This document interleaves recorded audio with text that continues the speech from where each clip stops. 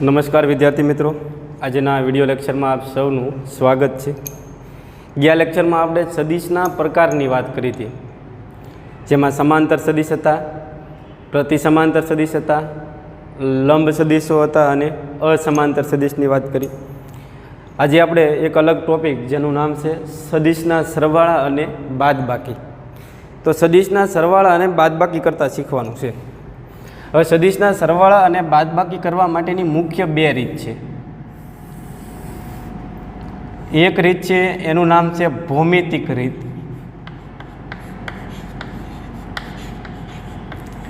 અને બીજી જે રીત છે એનું નામ છે બેઇઝિક રીત. ભૌમિતિકનો મતલબ થાય આકૃતિની મદદથી સરવાળા, અને બેઝિક રીતનો મતલબ થાય આ ભૌમિતિક રીત છે અને આ બેઝિક રીત. બેઝિક રીતનો મતલબ થાય ગણતરીની મદદથી સરવાળા. જો ગણતરી કરો તો બેઝિક રીત અને આકૃતિ દોરો તો ભૌમિતિક રીત. હવે જ્યારે તમે સરવાળા દરમિયાન આકૃતિ દોરતા હોય તો આકૃતિ બે પ્રકારની બને. જો ત્રિકોણ બને તો એને ત્રિકોણની રીત કહેવાય,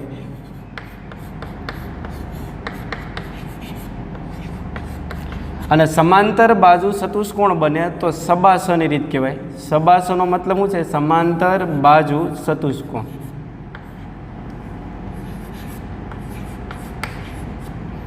તો ફરી એકવાર, સદિશના સરવાળા અને બાદબાકી કરવાની મુખ્ય કેટલી રીત છે? બે રીત. એક ભૌમિતિક રીત અને બીજી બેઝિક રીત. ભૌમિતિક રીત કહે તો આકૃતિની મદદથી, અને આકૃતિ પછી બે પ્રકારની બને, ત્રિકોણની રીત અને સબાસની રીત. તો આજે આપણે છે ને ભૌમિતિક રીતની મદદથી સરવાળા બાદબાકી સમજીએ. ભૌમિતિક રીત એટલે ફરી એકવાર કહો આકૃતિની મદદથી, એમાંય તે પહેલો ભાગ ધ્યાનમાં લઈએ આપણે. તો ત્રિકોણની રીત સમજવાની છે આજે આપણે. ત્રિકોણની રીતથી સદિશના સરવાળા અને બાદબાકી કરવાનું કહે તો કઈ રીતે કરવા એની વાત કરીએ. તો પહેલો ભાગ છે હવે ત્રિકોણની રીતથી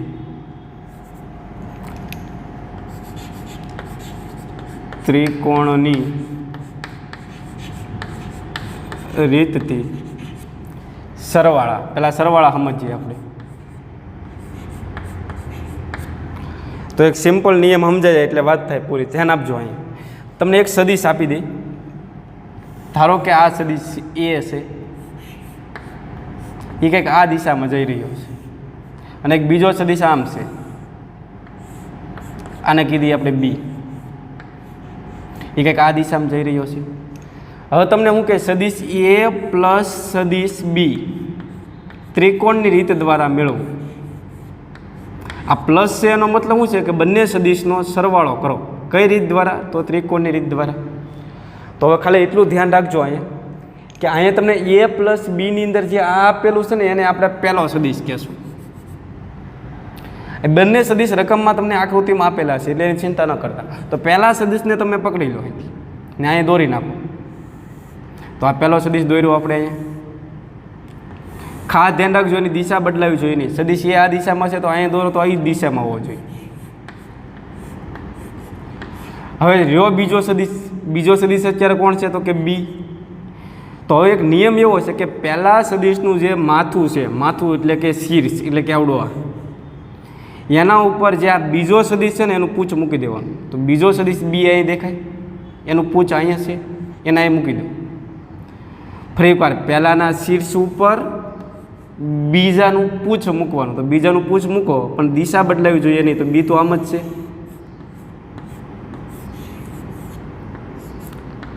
પહેલો નિયમ સમજાણો.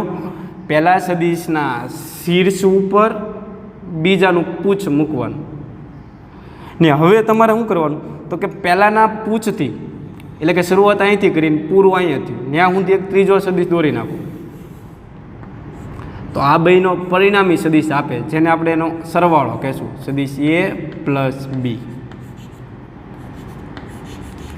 તો હવે આપણી પાસે ત્રણ સદિશો આવી ગયા. જો એક આ સદિશ છે, આ એ છે, પછી બી છે, અને આ એ પ્લસ બી છે.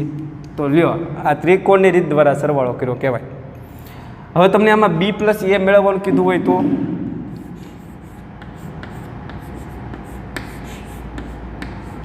તો બી અને એનો સરવાળો કરવાનો છે તમારે. તો પહેલો સદિશ કયો થયો હવે આપણે અહીંયા? તો પહેલો બી થયો. તો પહેલાં બીને પકડી લો. દેખાય છે? તો બી દોરી નાખો. બીની દિશા બદલાવી જોઈએ નહીં. હવે શું કરવાનું? આ જે પહેલો સદિશ આપણે દોર્યો એના શીર્ષ ઉપર અહીંયા બીજાનું પૂછ મૂકી દો. બીજો કોણ છે અત્યારે? એ. તો એનું પૂછ મૂકી દો. બીજાનું પૂછ અહીંયા છે તો એનું પૂછ મૂકી દઈએ. આ સદિશ એ થઈ ગયો. લખવાનું ભૂલવાનું નહીં ખાસ. હવે શરૂઆત ક્યાંથી થઈ હતી? તો કે અહીંથી. અને પૂરું ક્યાં થાય? તો કે ત્યાં હું એક ત્રીજો સદિશ દોરી નાખું. એટલે કે પહેલાંના પૂછથી, સમજાય છે? પહેલાંના પૂછથી બીજાના શીર્ષ સુધી એક ત્રીજો સદિશ દોરી નાખો. એટલે કે આવડો એ તમને બેનો સરવાળો બતાવે. એટલે અહીંથી શરૂઆત કરવાનું બી ને પછી શું આવશે? પ્લસ એ. તો લ્યો આ ત્રિકોણ અહીંયા બન્યો એટલે આને ત્રિકોણની રીત કહેવાય. અને મજાની વાત એ છે કે એ પ્લસ બી જે દિશામાં હશે ને એ જ દિશામાં આપણું બી પ્લસ એ હશે. એટલે તમે આવું લખી શકો કે એ પ્લસ બી બરાબર બી પ્લસ એ થાય. તો મિત્રો આવડે કે ન આવડે? ત્રિકોણની રીત દ્વારા સરવાળા આવડે? તો ત્રિકોણની રીતથી સદિશની બાદબાકી.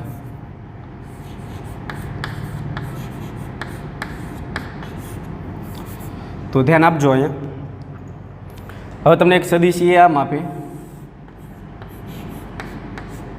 અને સદિશ બી આમ આપે. તો હવે તમને કે હું સદિશ એ માઇનસ બી મેળવું.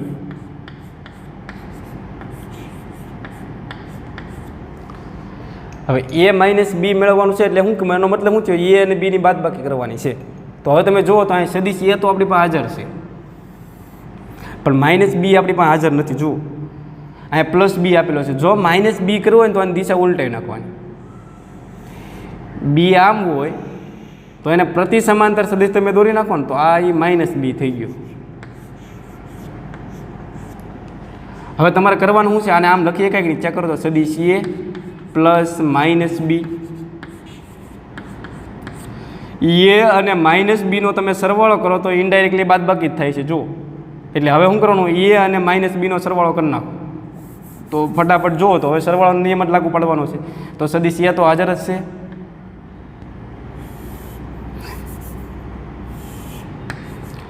એના ઉપર કોને મૂકશો કયો? હવે માઇનસ બીને. પ્લસ બીને નહીં, માઇનસ બી અહીંયા છે તો માઇનસ બી નીચે તરફ જતો રહેવાનો. શરૂઆત ક્યાંથી થઈ તે બોલો? ઉપરથી, અહીંથી. અને પૂરું ક્યાં થાય? તો કે અહીંયા સુધી. તો ત્યાં સુધી એક ત્રીજો સદિશ દોરી નાખો. જેને શું કહેવાય? સદિશ એ પછી માઇનસ બી. તો તમને આ બે સદિશની બાદબાકી ભણી કહેવાય. આમાં જો તમને બી માઇનસ એ મેળવવાનું કીધું હોય તો પહેલાં તમે કોને લખશો કહેશો? પ્લસ બીને. તો પ્લસ બી હાજર છે? તો કે હાજર છે. જુઓ અહીં તો પ્લસ બી લખી નાખું અહીંયા.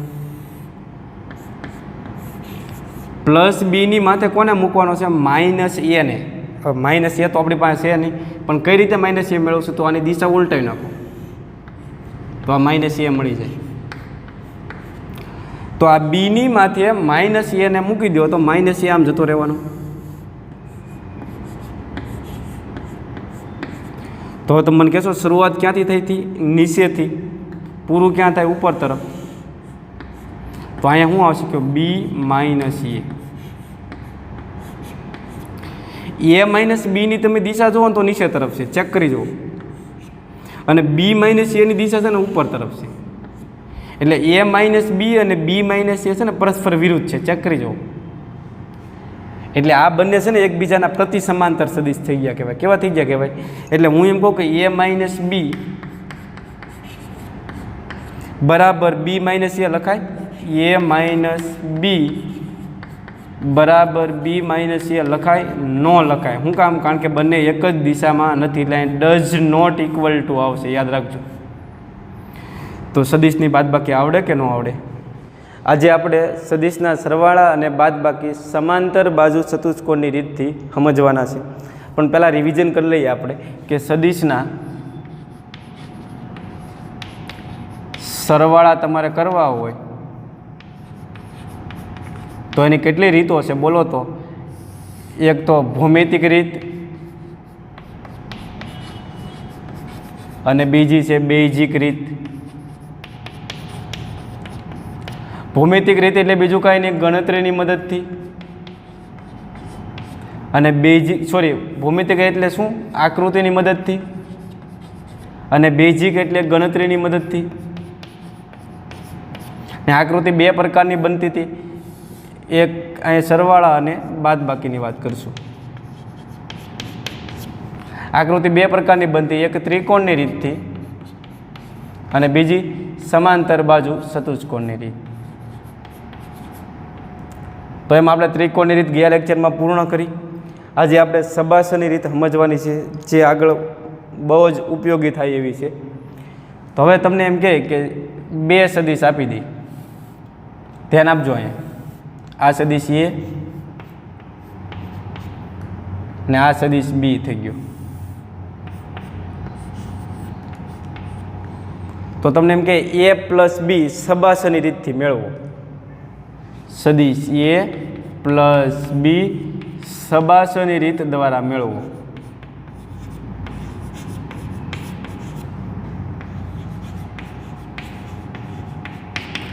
તો સબાસની રીતની અંદર એક સિમ્પલ યાદ રાખવાનું કે બી સદિશ દેખાય છે કે નહીં, ક્યાં ક્યાં એ અને બી બેના પૂંછડા દેખાય છે. ટૂંકમાં પૂંછ તો એનું પૂંછ અહીંયા છે ને બીનું પૂંછ અહીંયા છે. બેના પૂંછ બાંધી દેવાના, વાત થાય પૂરી. એટલે કે બેના પૂંછ ભેગા કરી દો. તો સદિશ એ આમ છે, એની અરે કોનું પૂંછ બાંધવાનું? બીનું. ત્રિકોણની રીતમાં શું કરતા હતા? પહેલો જે સદિશ હતો એની માથે આપણે બીજાને મૂકતા હતા. અહીંયા શું કરવાના? બેના પૂંછ ભેગા કરી દેવાના.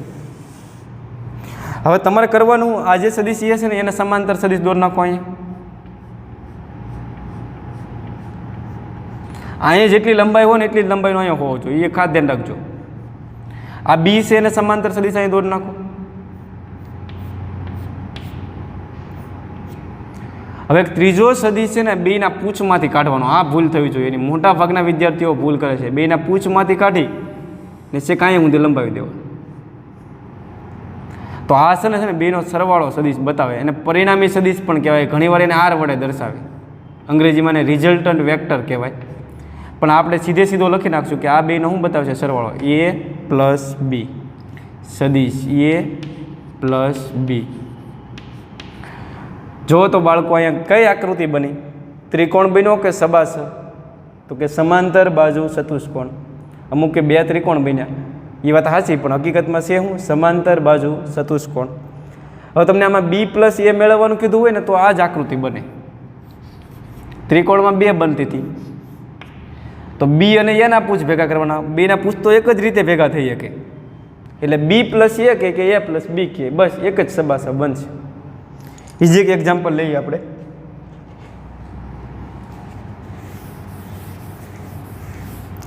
એક સદિશ પી આપી દઈ તમને,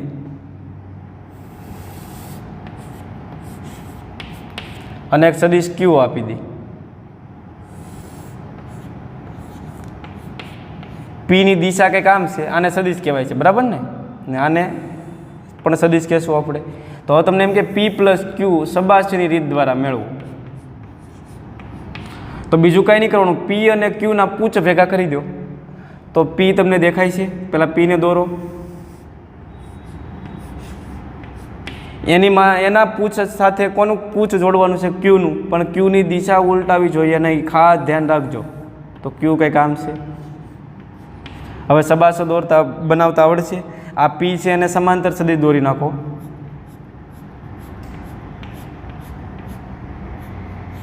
અને ક્યુને સમાંતર સદિશ દોરી નાખો.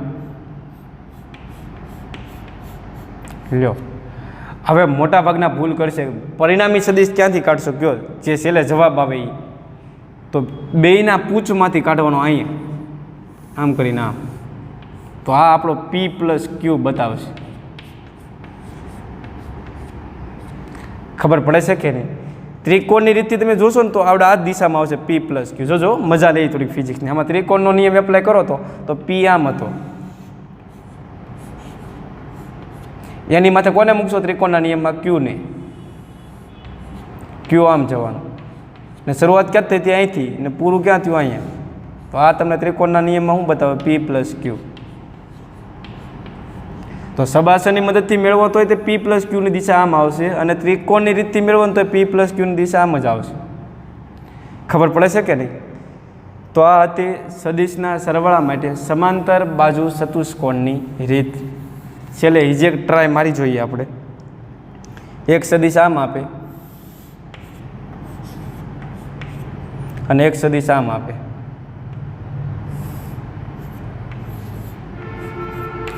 તો આમાં સબાસની રીતથી સરવાળો કરવાનું કહે તો તમારે શું કરવાનું? પી અને ક્યુના પૂછ ભેગા કરી દેવાના. તો ક્યુ કંઈક આમ છે અને પી કંઈક આમ છે. આનો સબાસા બનાવતા આવડે કે નહીં? તો પીને સમાંતર સદિશ દોરી નાખો અને ક્યુને સમાંતર સદિશ દોરી નાખો. આ રીતે પરિણામી સદિશ ક્યાંથી કાઢશો? તો કે બેયના પૂછમાંથી. તો આ આપણને શું બતાવશે? પી પ્લસ ક્યુ. હવે આમાં ત્રિકોણનો નિયમ એપ્લાય કરશો ને તો આ જ જવાબ આવશે. જો પહેલાં પીનો સદિશ દોરો, એની માથે ક્યુને મૂકી દો. શરૂઆત ક્યાંથી થઈ? ત્યાંથી. પૂરું ક્યાં થાય? અહીંયા. બરાબર ને? તો આ તમને શું બતાવે? પી પ્લસ ક્યુ. ચેક કરી જુઓ, બેમાં દિશા સરખી જ છે. તો આ હતી સમાંતર બાજુ ચતુષ્કોણની મદદથી સદિશના સરવાળા. હવે તમને સબાસની રીતથી બાદબાકી કરવાની કહે તો અહીંયા પી માઇનસ ક્યુ મેળવવાનું કીધું હોય તો તમને આવી આકૃતિ આપે. સદિશ પી આમ છે અને ક્યુ આમ છે. તો પી માઇનસ ક્યુ તમારે મેળવવાનું છે. તો પી તો હાજર છે, માઇનસ ક્યુ કઈ રીતે મેળવશો? તો માઇનસ ક્યુ મેળવવા માટે શું કરશો? ક્યુની દિશા ઉલટાવી નાખો. ખબર પડે છે કે નહીં? ક્યુ હોય એની વિરુદ્ધ દિશામાં તમે માઇનસ ક્યુ લઈ લો. તો હવે તમે કરશો હું પી અને માઇનસ ક્યુના પૂંછડા ભેગા કરી દો. તો સદિશ પી દેખાય છે તમને? તો કે હા. અને માઇનસ ક્યુ દેખાય છે તમને? તો કે માઇનસ ક્યુ આમ છે.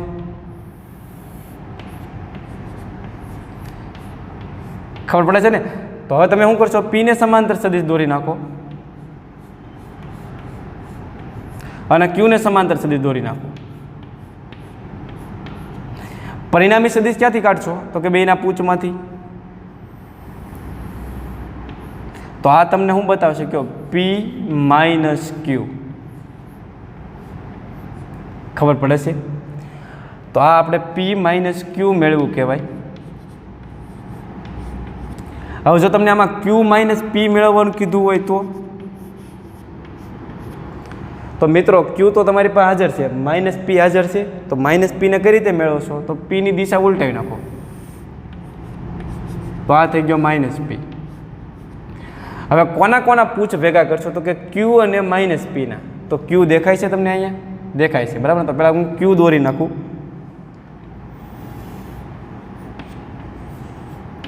માઇનસ પી દેખાય છે? તો કે માઇનસ પી અહીંયા છે.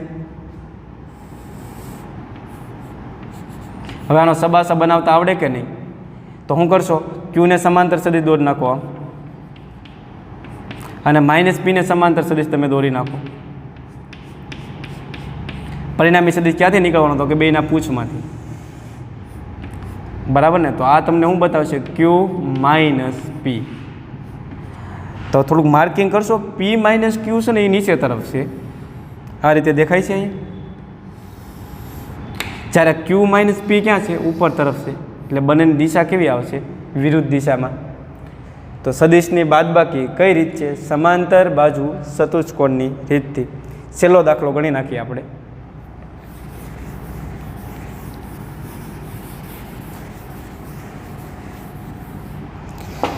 તમને આમ આપે બે સદિશ. એક સદિશ આમ છે એ અને બીજો સદિશ બી આમ છે. તો તમને એમ કે એ માઇનસ બી અને બી માઇનસ એ સબાસની રીતથી બાદબાકી કરો ટૂંકમાં. તો અહીંયા આપણે લઈએ એ માઇનસ બી ગણવાનું છે. તો પહેલાં તમારે શું કરવાનું છે? બીને માઇનસ કરવો પડશે. તો બીને માઇનસ કરવા માટે દિશા ઉલટાવી નાખો. હવે મને ફટાફટ કહેજો કોના પૂછ ભેગા કરશો એ અને માઇનસ બીના. એ દેખાય છે તો કે હા આમ માઇનસ બી દેખાય છે. માઇનસ બી ઉપર તરફ છે એટલે આકૃતિ કંઈક આ રીતે દોરવી પડશે. આ એને અરે કોને જોડશો માઇનસ બીને. હવે આનો સબાસા બનાવતા આવડશે તો એને સમાંતર સદિશ દોરી નાખો અને બીને સમાંતર સદિશ દોરી નાખો. પરિણામી સદિશ ક્યાંથી કાઢશો તો કે બેયના પૂછમાંથી. તો આ આપણને શું મળ્યું એ માઇનસ બી. બી માઇનસ એ મેળવતા આવડશે તો તમારે બી અને કોની જરૂર પડશે માઇનસ એની. તો માઇનસ એ કઈ રીતે કરશો તો કે એની વિરુદ્ધ દિશામાં તમે સદિશ લઈ લો. તો કોના કોના પૂછ ભેગા કરવાના બી અને માઇનસ એના. તો બી દેખાય છે તો કે હા એની ઉપર કોને મૂકશો માઇનસ એના પૂછ અરે કોનું પૂછ જોડશો માઇનસ એનું. તો પહેલાં બી દોરી નાખું હું અહીંયા